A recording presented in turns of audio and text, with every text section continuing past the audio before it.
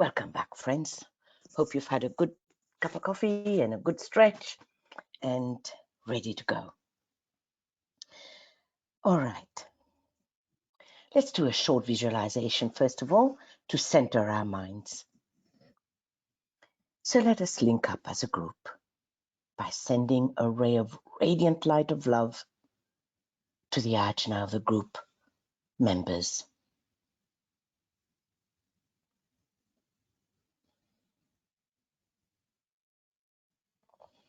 And now raise your consciousness as high as you possibly can.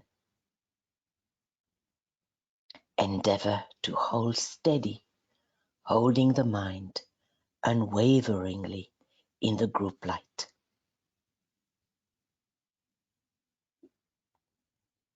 And realize that DK is also standing steady, pouring out upon us his love and strength, and endeavors to lift us up into a higher state of consciousness. And now visualize ahead of us a disk or a sphere of indigo blue.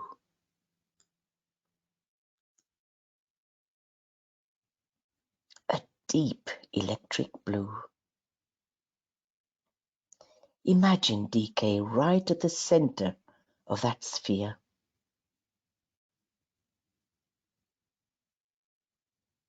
Waiting.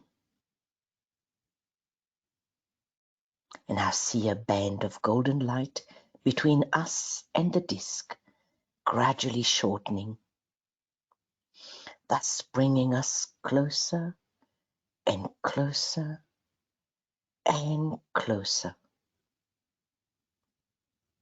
until we enter into the heart of the blue disk. And let us sound a blue Om.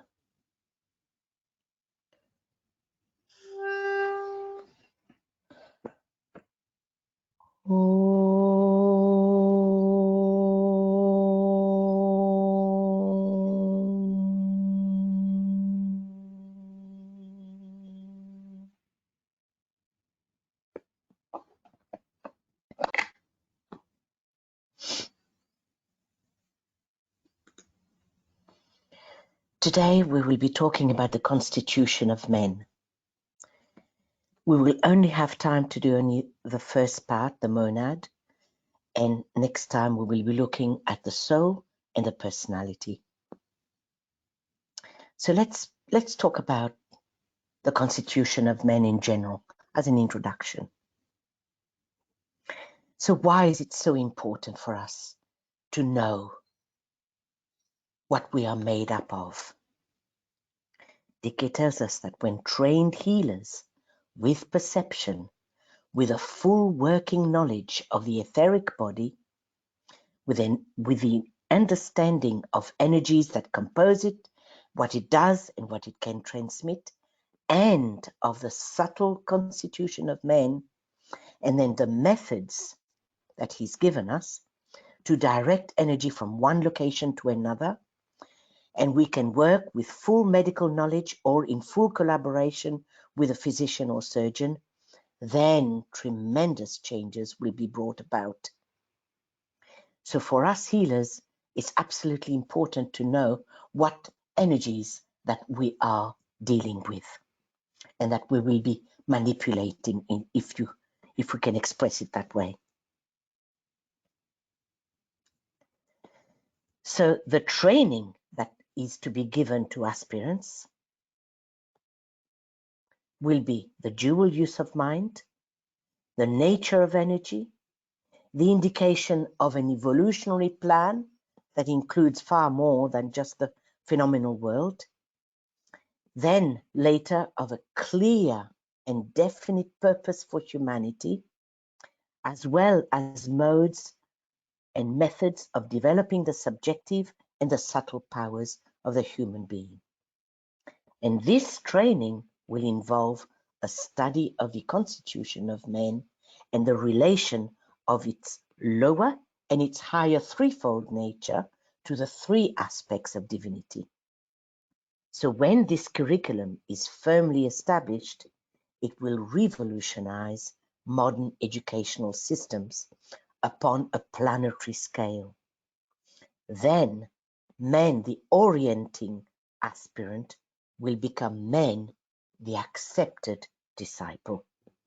So you see how crucial understanding the constitution of men is. So man, in his essential essence, is the higher triad, the spiritual triad, which we will deal with after. Demonstrating through a gradually evolving form, which is the egoic or the causal body, and utilizing the threefold personality as a means to contact the three lower planes. All this has for purpose the development of perfect self-consciousness. And above the triad stands the monad, the Father in heaven, the One. So if we use the analogy of visible light, as we know, as white light flows through the prism, it breaks up into 7 lights. But each color is made up of a different wavelength, hence giving it the color that it has. So here we are dealing with a cosmic physical plane. So when the life force of the Logos goes through the cosmic physical plane, it breaks up, if you like, or differentiates into 7 planes, each vibrating at a different wavelength corresponding to a different color, just like we were saying that the white light going through the prism breaks up into 7 colors, each corresponding to a different wavelength. So here we are. Here are the 7 planes of our solar system, each of a different color and each at a vibrating at a different wavelength. So in our essence, we are made up of 3 aspects: the monad, the egoic lotus, or love, the soul, and intelligence as our personality. We'll have a look at the spiritual triad just a little bit later on. At the moment, let's just keep in mind the 3 vehicles: monadic, causal body, and personality.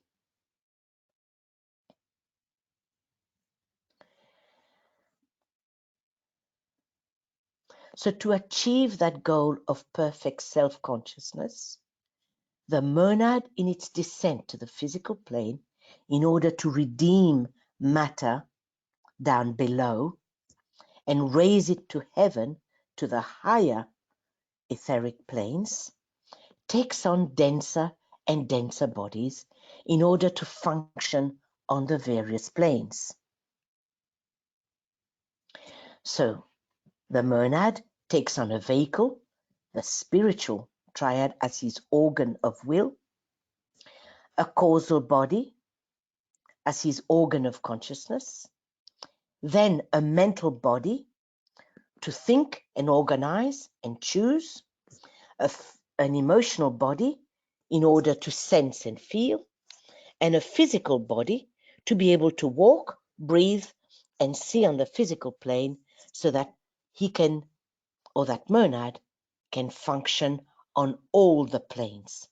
So each vehicle is made up of the living organism that inhabits the plane.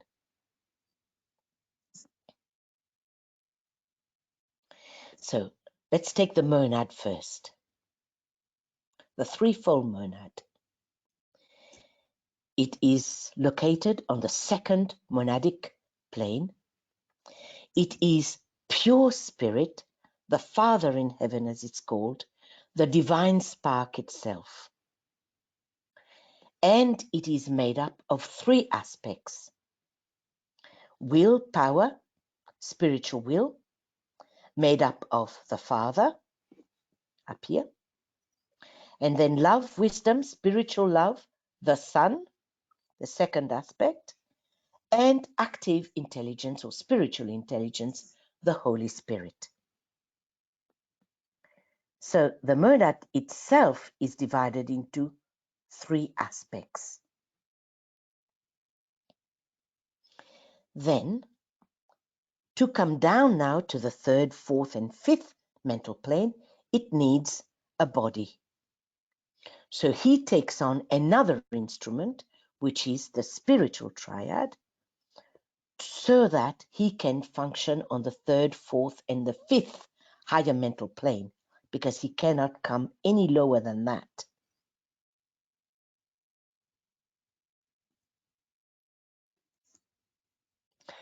Then he takes another body, the causal body or the soul body, as his organ of love or consciousness on the three lower planes, the fifth mental plane, the sixth astral plane, and the seventh physical plane. But it is located up here. What I meant was, I didn't explain that very well. The monad takes on the soul as his consciousness so that he can function on the three lower planes. That's what I meant. But again, the soul, these are the fallen angels that the scriptures talk about, the causal body, and that aspect is made up of three aspects as well: spiritual will or Atma, love, wisdom, the Christ principle, Buddhi, and the higher or the abstract mind, the higher manas. So the monad reflects itself again in the causal body or the soul as spiritual will, intuition, or higher manas. The ego or the soul begins to make its power felt in advanced men and increasingly on the probationary path until by the time of the third initiation, the control of the lower self by the higher is perfected, and the highest aspect begins to make its energy felt.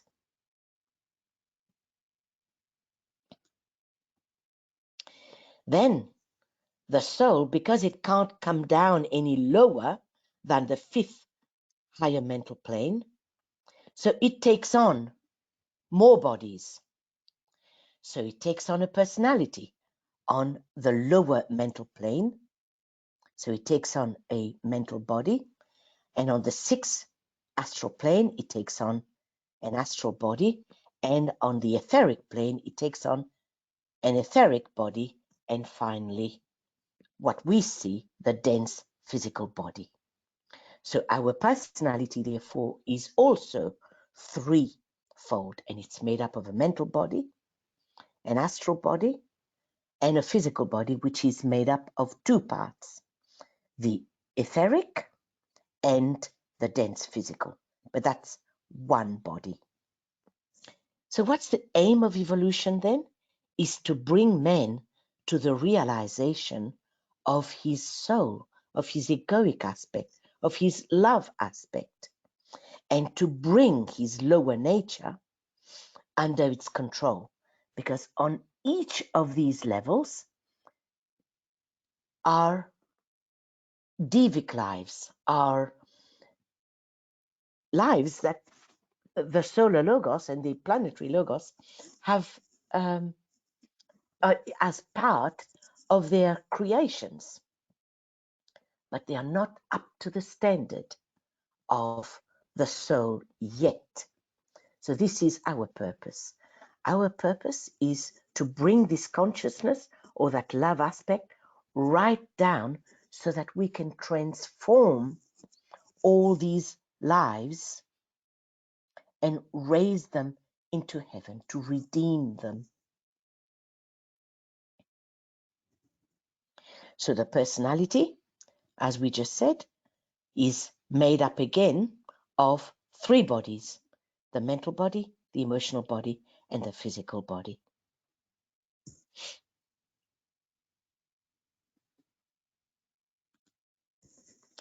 So summary, the monad, the pure spirit, is made up of three aspects: the will, power, spiritual will, love, wisdom, spiritual love, and spiritual intelligence.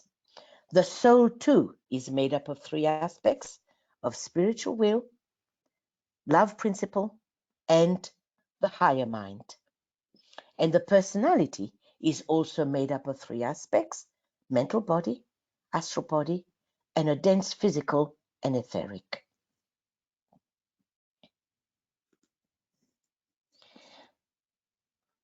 Just to summarize, the aim of evolution is therefore to bring men to the realization of the egoic aspect and to bring the lower nature under its control. Now, it's not only for us down here on earth, but this is the plan of the planetary logos, so that his soul, via our individual souls, can bring the lower nature under its control. And not only it is the planetary logos purpose, but it is also the solar logos. So why? I've gone ahead of myself now. Never mind. So the evolution of the Son, of the cosmic incarnation of the Christ, is of immense importance in the plans of the being greater than the Logos, he about whom naught may be said. And the solar Logos is his heart center, the heart center of this cosmic being. So therefore, the evolution of consciousness of the soul is very, very important in the plans of the cosmic logos. So it's not just planetary logos, but it is important to the solar logos, and further still,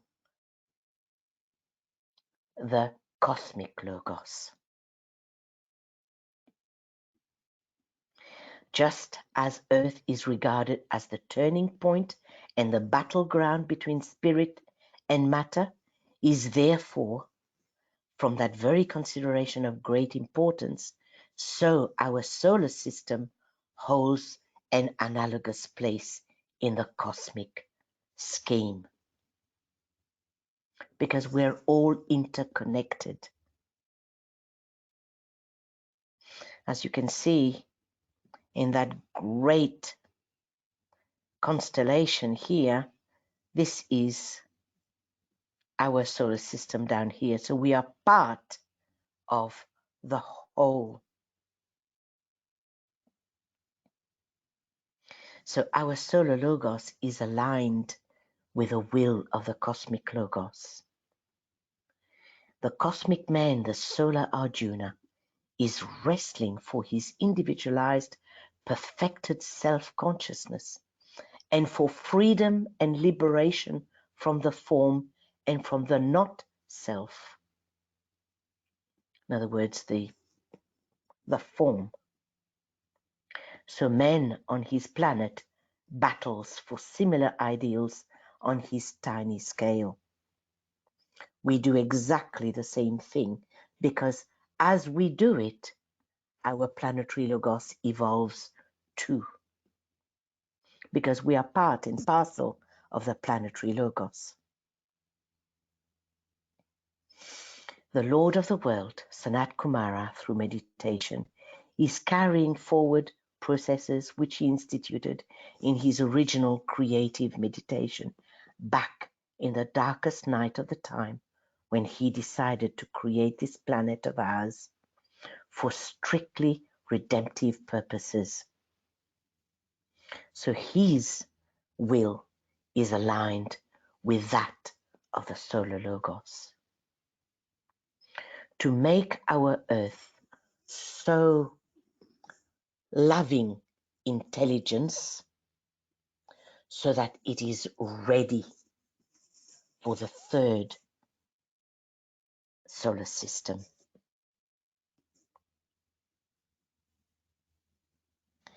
And that redemption is the karma of our planetary logos. The purpose of our planetary logos is redemption.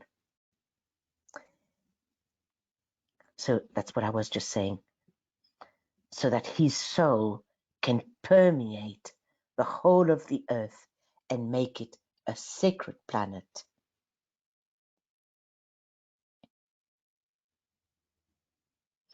To redeem, to salvage, to purify the lower matter so that the substance of the next solar system will be of a higher order than that of the present one.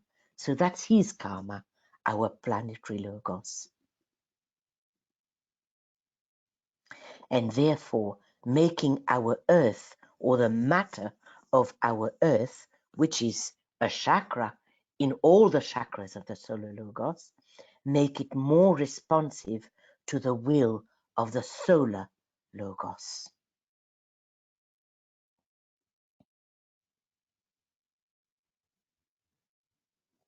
So the lords of will and sacrifice came down into manifestation, in other words, the monad, sacrificing their high position and opportunities upon the higher planes of manifestation in order to redeem matter, to raise the lives by which it is informed.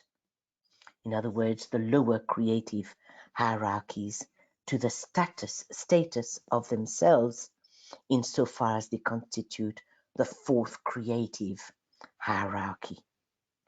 This is the subjective purpose underlying the sacrifice of these divine lives, the monads, who are ourselves. Essentially, we are qualified by knowledge, by love, and by will, and animated by ceaseless, persevering devotion. Devotion, in other words, devotion to the will. We are animated, we are aligned, or our monads, I mean, aligned to the will of the planetary logos, aligned with the solar logos.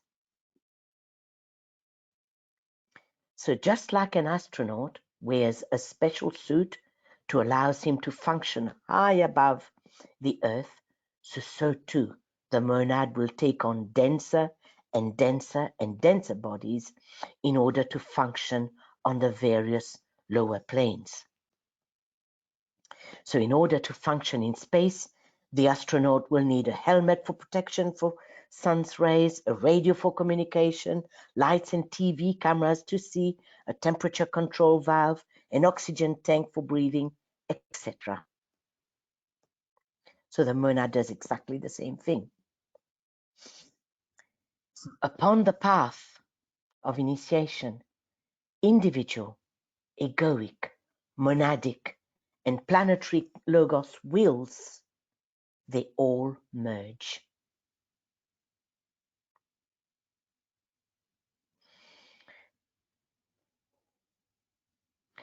The monad is will and purpose, but it remains unrevealed until after the third initiation, after the soul has done its work of raising the vibration of our lower bodies, or of its lower bodies, to such a point that then they become more responsive to its will. So upon the path of initiation, the monadic will, of which the egoic will is only a reflection, and the individual self-will is a distortion. So the monadic will is gradually transmitted via the antecorana direct to the man upon the physical plane. So, result, assimilation or the merging of individual will and egoic will into the purpose of the monad, which is the purpose, undeviating and unalterable, of our planetary logos.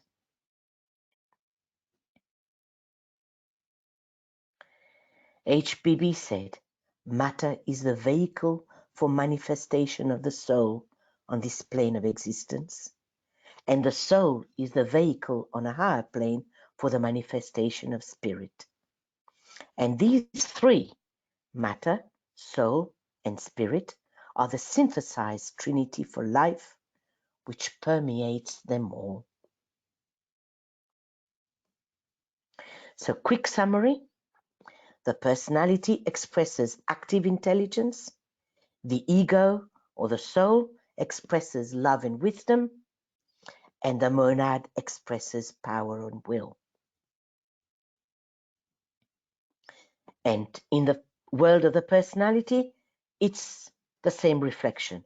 The physical expressing a reflection of the activity aspect, the astral expressing a reflection of the love and wisdom aspect, and the mental expressing a reflection of the will or the power aspect. Now let's look at the monad in particular.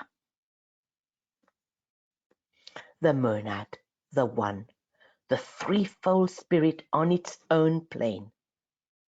In occultism, it often means the unified triad, Atma, Buddhi, Manas, or spiritual will, or dynamic will if you like, intuition, and higher mind.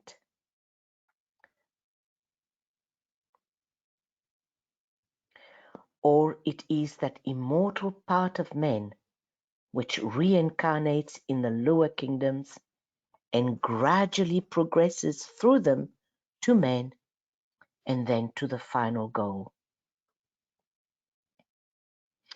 This is the story of the prodigal man, of the prodigal son in the Bible.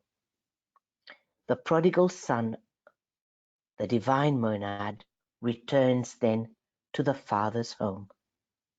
So the human being, simply because he himself, fragmentary and incomplete, has always this urge within himself to seek other and greater than himself. So it is that monadic aspect within us which pushes us, that urges us to move forward. It is that which drives him back to the center of his being, and it is that which forces him to take the path of return to the all self. Ever throughout the eons does the prodigal son arise and go to the Father, and always latent within him is the memory of the Father's home and the glory there to be found.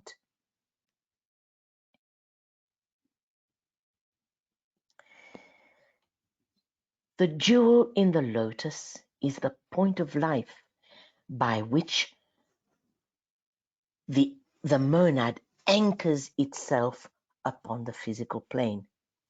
And it's the life principle of all transient vehicles, whether it's developed, whether it's undeveloped, or developing. That point of life contains within itself all possibilities, all potentialities, all experiences, and all vibratory activities. It embodies the three aspects: the will to be, magnetic attraction, which we call love, and active intelligence, which will bring the livingness and the love into full expression. So that's a very important definition, friends. That point of life the jewel within each causal body contains the will to be, love, and active intelligence. But it anchors itself in every atom, which we will see later on. So that point in the center, that monadic point in each soul, in each chakra, is therefore all that is, and the three other aspects of life. It is that which has the capacity to withdraw to its source or to impose upon itself layer upon layer of substance. It is the cause of the return of the eternal pilgrim to the Father's home after many eons of experience, as well as that which produces experiment, leading to eventual experience and final expression.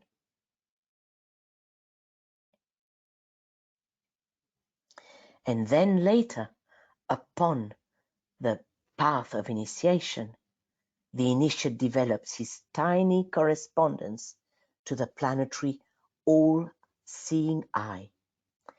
That is, he unfolds the powers of the monad. And these are related to divine purpose and to the world in which Sanat Kumara moves, of course, Shambhala.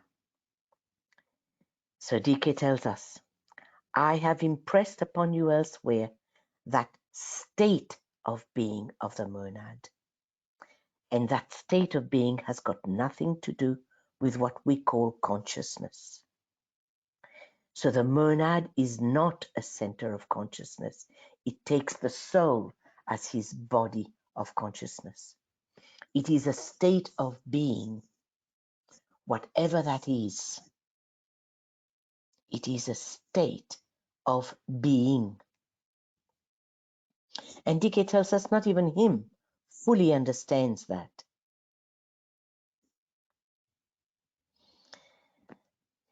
So here again, I just gave you three different quotes to emphasize that monadic state of being, which is the natural state of the spiritual existence, which is characteristic of the monad.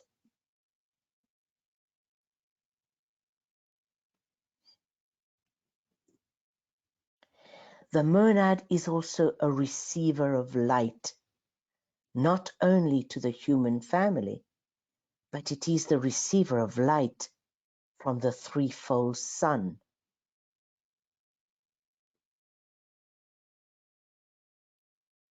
It is the lens through which the light of the solar logos can flow through to the planetary logos, preserving and holding steady in that light the vision, the purpose, the will, and the creative intention of the planetary logos. So the monad, we can call it a lens for the planetary logos. Because the vision of the solar logos and that of the planetary logos is closely related to intention and purpose. An analogy here is just like satellites beam back to Earth information about space, planets, asteroids, comets, so that men can learn about his environment in space. So that's exactly what the monad does. It is a lens that receives the light from the solar logos then to our planetary logos. And the monad is dynamic will, as we said earlier on. It can only be revealed after the third initiation, because the lower bodies are still too impure to be able to grasp the purity of that will. So the monad is life, the sustaining force, a lord of persevering and ceaseless devotion to the pursuit of a seen and determined objective.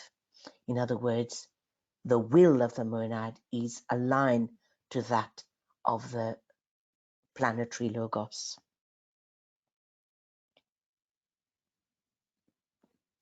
And at the third major initiation, which is in fact the very first solar initiation, the liberated disciple for the very first time, alone and unaided, invokes the higher spiritual center on our planet, Shambhala. Before that, he cannot do it because he is still too impure. And this he does because for the first time, consciously and with understanding, he registers the life aspect which has brought his soul into action through the medium of form and vibrates to the monad.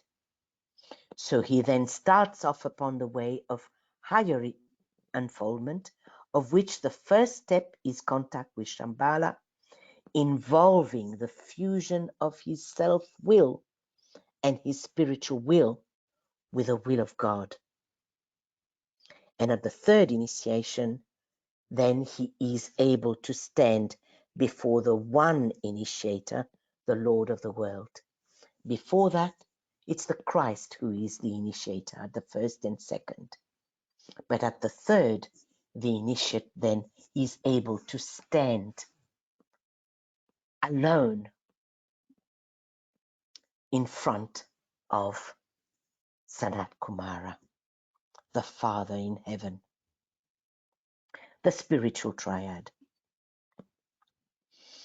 So we revert back to that earlier quote.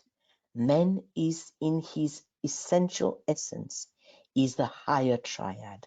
So what does he refer by the higher triad?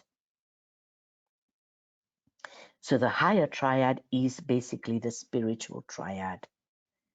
Because the monad is on the second monadic plane, and to be able to function on the atmic, the buddhic, and the higher mental, he needs to take another body. And that body is also threefold. So the monad reflects itself in the spiritual triad in three ways. The atmic permanent atom, the buddhic permanent atom, and the manasic permanent atom. Notice that it is on the atomic plane, subplane here, in other words, on the first subplane. Again, because his energy is so pure, he cannot come down any lower on the mental plane. He can't come down. That's the lowest that he can get, the manasic permanent atom.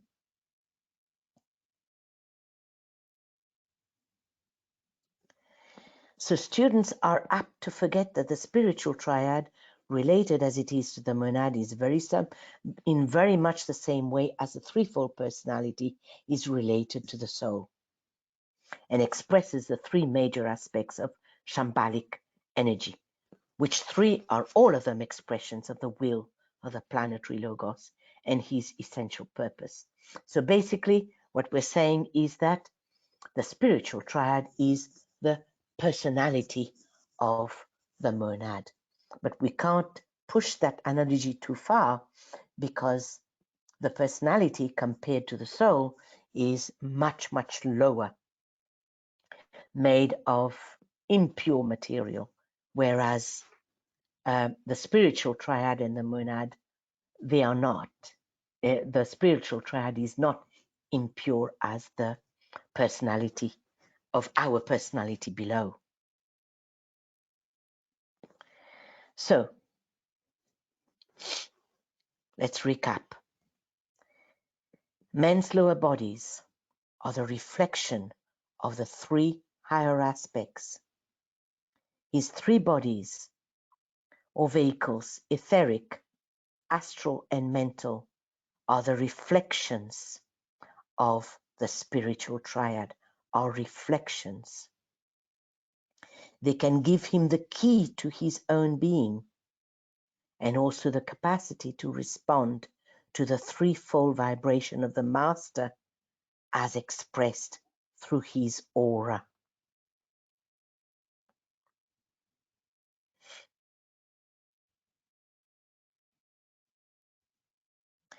The response of the disciple to the three radiations of the master's aura is only possible when the disciple builds the antikarana, which is between the mental unit and the permanent atom. That's the antikarana here.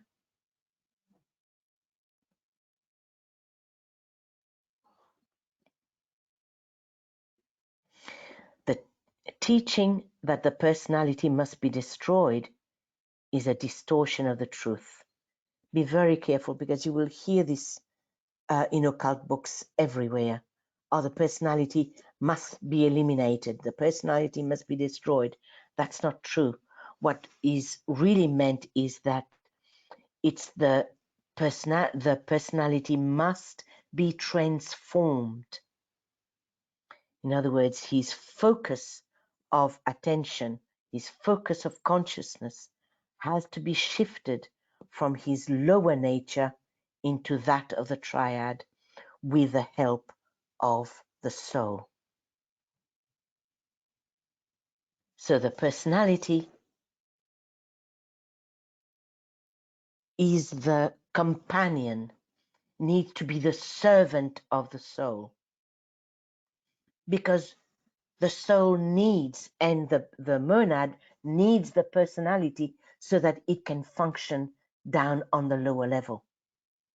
So eliminating it, destroying it, is not going to help. And that's not the purpose. The purpose is to transform unfold the consciousness within from that of the form to that of the soul, and then later on to that of the triad or the monad. So our next discussion will be the soul and the personality. And